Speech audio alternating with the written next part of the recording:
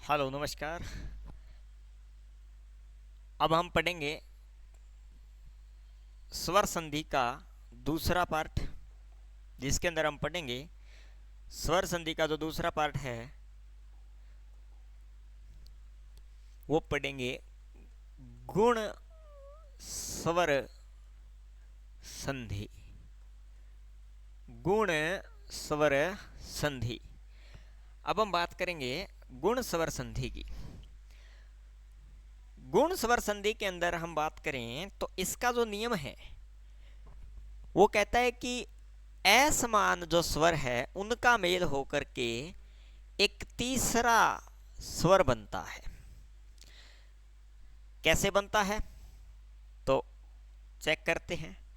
इसका जो पहला नियम है वो हमें बताता है कि प्लस के बाद में ए हो या प्लस के बाद में आ हो। क्या होना चाहिए? प्लस से पहले ए हो या प्लस के बाद में आ हो। और इससे प्लस के बाद में या तो ई हो या बड़ा ई हो तो इससे बनता है ए। क्या बन जाता है? ए बन जाता है। और इसको हम मात्रा के रूप में इस प्रकार लिखते हैं। कैसे लिखेंगे? मात्रा के रूप में इस प्रकार लिखेंगे। यानी हमें ये पहचान में ये रखना है कि इस संधि के अंदर जिस शब्द के अंदर इस मात्रा के ऊपर जितना ज्यादा बल दिया जाता है वह संधि गुण संधि कहलाती है। सबसे ज्यादा इस एक की मात्रा के ऊपर अगर बल दिया जाता है तो वह संधि कौन सी संधि होती है? स्वर संधि का गुण संधि वाला पार्ट रहेगा। तो इस संधि की हम श्री गणेश करते हैं तो पहला ही नाम हम लिखते हैं गणेश। क्या नाम लिखेंगे? गणेश लिखेंगे। अब याद रखिए कि जो शब्द लिखा है गणेश, इसके अंदर हमें एक की मात्रा दिखाई दे रही है। यानी जहां पर एक की ध्वनि आए उस शब्द के अंदर गुण संधि होती है, उस नाम में गुण संधि होती है। तो यहां पर जो गणेश लिखा गया है उसके अंदर गणे यहां से टूटने वाला है ये, तो हम क्या लिखेंगे? गण। तो मैंने कहा था कि हिंदी के अंदर जब भी हम संधि करते हैं, संधि विच्छेद करते हैं, यानी इस शब्द का हम विच्छेद करेंगे उस समय दोनों तरफ अर्थ बनना चाहिए। गण प्लस में ये पीछे वाला लगाइए श। और मैंने उसी संधि के अंदर बताया था कि इस हमेशा बड़ा रहता है, इस हमेशा बड़ा रहता है। तो यहाँ पर अंतिम ध्वनि आ रही है अ की और यहाँ पर प्रथम ध्वनि आ रही है ए की। इन दोनों के मेल से जो बनता है वो बन गया ए। क्या बन गया? ए बन गया। क्या बन गया? ए बन गया। और ए को हम मात्रा के रूप में इस प्रकार लिखते हैं। तो गण प्लस में ईस हमने बढ़ना इसलिए लिया क्योंकि हमने पहली संधि के अंदर ईस इप्सा अभिप्सा इनके अंदर शब्द बड़े पड़े थे। ईश्वर इन सभी के अंदर ई बड़ा था। तो आइए इसी का ही दूसरा एग्जाम्पल हम लेते हैं। जैसे गजेंद्र। क्या नाम लिखा है? गजेंद्र लिख दिया। तो अब देखिए यहां पर यहां से टूटेगा, इसका मतलब इस गज को अलग कर दीजिए। गज प्लस में इंद्र, गज प्लस में इंद्र। तो इंद्र में हमें छोटा लिखा क्योंकि हमें पता है कि उन 5 शब्दों के अंदर इंद्र शामिल नहीं था, तो हमने इसको छोटा ही रखा है। तो गज प्लस में इंद्र गजेंद्र। गजेंद्र का नाम इस प्रकार से संधि विच्छेद होगा। इनके अंदर सभी के अंदर गुण संधि के अंदर जो शब्द लिखा जाता है उसमें कोई ना कोई गुण छिपा होता है, कोई ना कोई गुण छिपा होता है। गण प्लस ईश, गज प्लस इंद्र, इनमें शब्द लिखा है। तो जैसे आप मेरा ही नाम ले लो, जैसे मैं यहां लिखता हूं, मेरा नाम लिख दिया मैंने राजेश। अब देखिए इसके अंदर भी गुण है, दिखाई नहीं देते हैं वो बात अलग है, लेकिन गुण तो है। अब इसका संधि विच्छेद हम करेंगे तो कैसे करेंगे? तो यहां पर हम लिखेंगे राजा प्लस ईश, राजा प्लस ईश। मैंने कहा था कि दोनों तरफ अर्थ होना चाहिए, और मेरे नाम में तो अर्थ के बहुत से अर्थ हैं। राजा प्लस ईश, इसका मतलब होता है कि राजाओं के अंदर ईश, राजाओं के अंदर जो सर्वश्रेष्ठ है। राजा सारे हैं, लेकिन राजेश वो है जो राजाओं का श्रेष्ठ हो, इसलिए इसको बोलते हैं राजा प्लस ईश। यहां पर इस बात का ध्यान रखिएगा कि राज प्लस ईश कभी नहीं आएगा, राज प्लस ईश नहीं आएगा, क्योंकि राज का अर्थ यहां पर इस ईश के साथ सही नहीं रहेगा, इसलिए यहां पर आएगा राजा प्लस ईश, राजाओं का जो श्रेष्ठ होता है। इसी के अंदर हम आगे एक और एग्जांपल लेते हैं।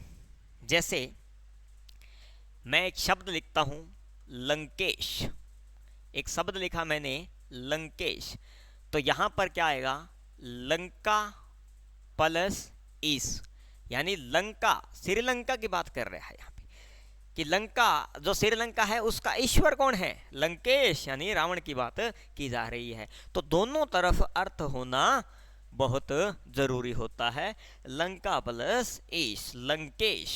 ठीक है, इसके बाद में हम बात करें सुरेंद्र की। एक शब्द लिखता हूं यहां पर मैं सुरेंद्र, ये भी इसी संधि का एग्जाम्पल है, क्योंकि यहां पर के की मात्रा, ए की मात्रा जो है उसका प्रयोग बहुत ज्यादा किया जा रहा है। तो यहां पर आएगा सुर, क्या आएगा सूरा नहीं आएगा, ध्यान रखिएगा इस बात में कि आ लगा दिया, राजा के अंदर आ लगाया था तो अपने आ लगा नहीं, सुर प्लस में इंद्र, सुर प्लस में इंद्र, सुरेंद्र, क्या बनेगा सुरेंद्र, सूरा प्लस इंद्र नहीं लगाओगे, ध्यान रखिए इस बात का। इसके बाद में हम एक और जैसे लिख लेते हैं द्वारकेश, एक शब्द लिखते हैं हम द्वारकेश। इस द्वारकेश के अंदर आपको दिखाई दे रहा है, तो याद रखना द्वारका ये आएगा, द्वारका, क्योंकि यहां पर क्या है आ की आवाज आ रही है, द्वारका प्लस ईश, द्वारका प्लस ईश, यानी द्वारका का ईश, द्वारकेश, भगवान श्री कृष्ण की बात कर रही है यहां पर ईश, और इन दोनों का मेल ए के साथ बन जाएगा, और इसको हम इस प्रकार से लिखते हैं द्वारका प्लस ईश, द्वारकेश। ध्यान रखिए यहां पे द्वारिका नहीं आएगा, क्या नहीं आएगा द्वारिका नहीं आएगा, यहां पर आएगा द्वारका प्लस ईश, द्वारकेश, यानी भगवान श्री कृष्ण की बात कर रहे हैं कि द्वारिका के ईश कौन है, भगवान श्री कृष्ण की बात की जा रही है। यहां पर लंकेश, लंका प्लस ईश, लंका का जो ईश्वर है, जो भगवान है, वो कौन है लंकेश, यानी रावण की बात यहां पर की जा रही है। तो इस प्रकार से ध्यान रखिएगा इन शब्दों का, दोनों तरफ अर्थ होना बहुत जरूरी होता है, जब तक अर्थ नहीं आएगा तब तक संधि विच्छेद सही रूप से नहीं होगा। इसी का हम एक और एग्जाम्पल ले लेते हैं, जैसे महेंद्र एक शब्द होता है, महेंद्र, महेंद्र बाहुबली की बात करें महेंद्र, तो देखिए यहां पर महा आएगा, ठीक है, महा प्लस में इंद्र, महा प्लस में इंद्र, तो यह महेंद्र बनता है, क्या बनेगा महा प्लस इंद्र, महेंद्र, महान है जो इंद्र।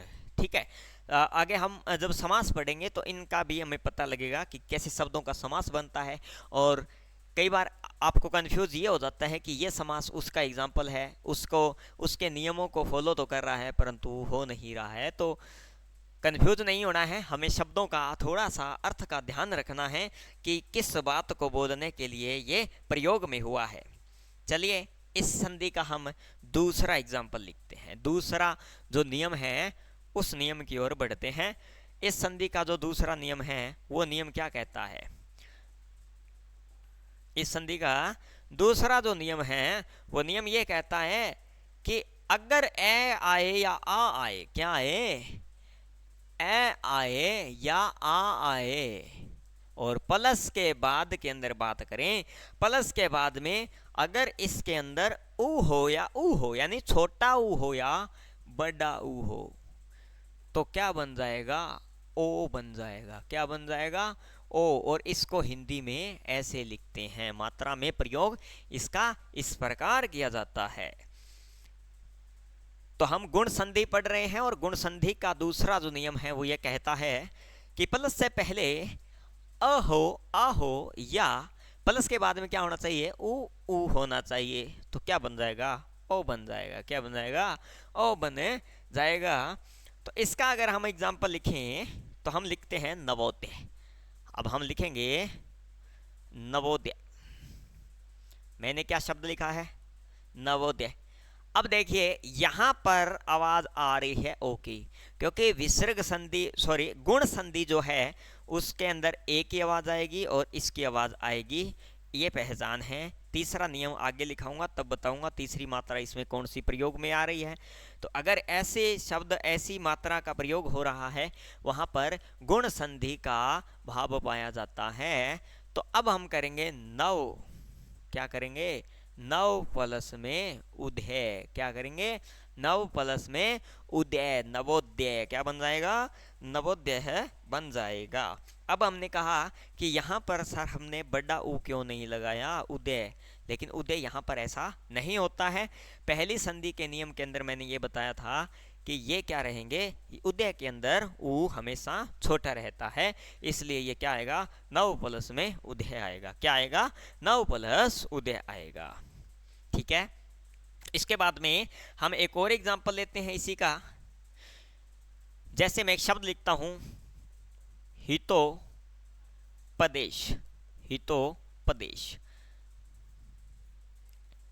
हितोपदेश। तो इसका मतलब बनेगा हित प्लस में उपदेश। क्या बनेगा, हित प्लस में उपदेश। यहां पर त के अंदर अंत में आवाज अ की आ रही है और यहां पर प्रथम ध्वनि क्या है, ऊ की आ रहा है। प्रथम ध्वनि क्या आ रही है, ऊ आ रही है। इन दोनों का मेल होकर के क्या बन जाएगा, ओ बन जाएगा। क्या बन जाएगा, ओ बन जाएगा। और ये ओ इस त के ऊपर लग जाता है। तो हितोपदेश का मतलब हित प्लस उपदेश। क्या बनेगा, हित प्लस उपदेश। इसके बाद में हम एक और एग्जांपल लेते हैं इसी का ही।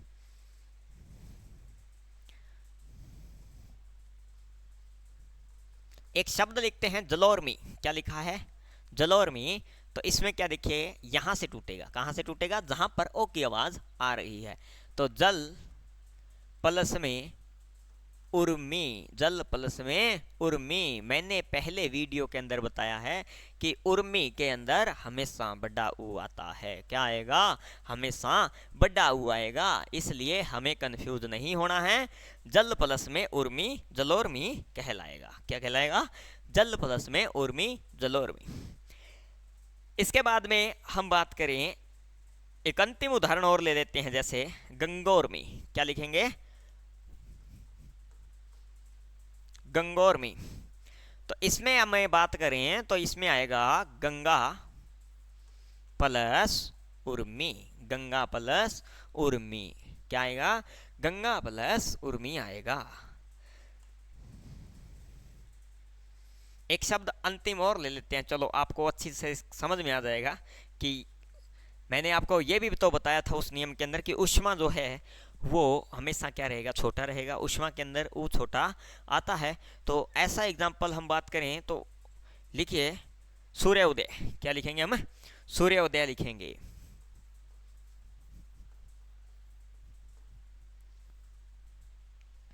क्या लिख दिया हमने, सूर्य उदय लिख दिया। सॉरी, सूर्य उदय, यह संधि विच्छेद ही कर दिया मैंने।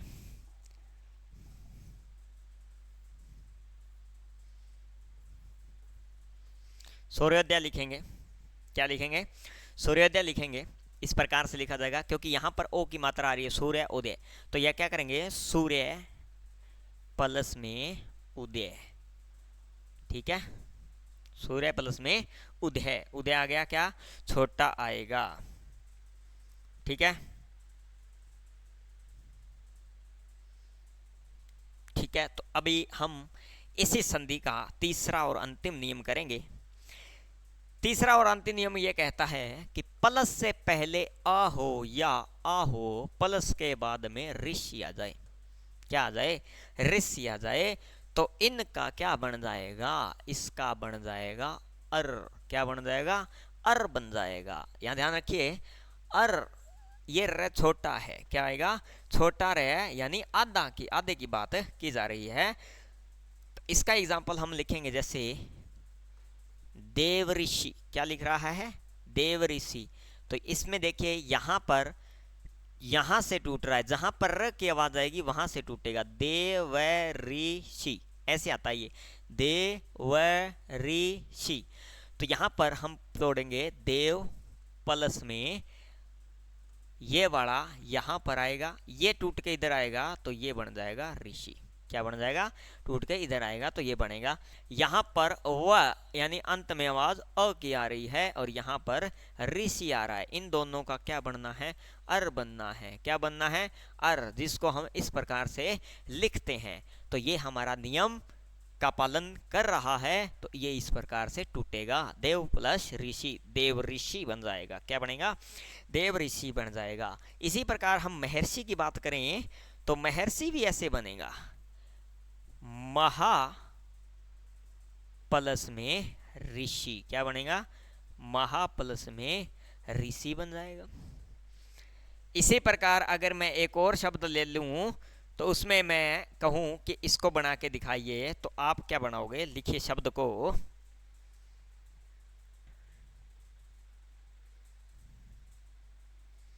शपथ ऋषि लिखिए, शपथ ऋषि।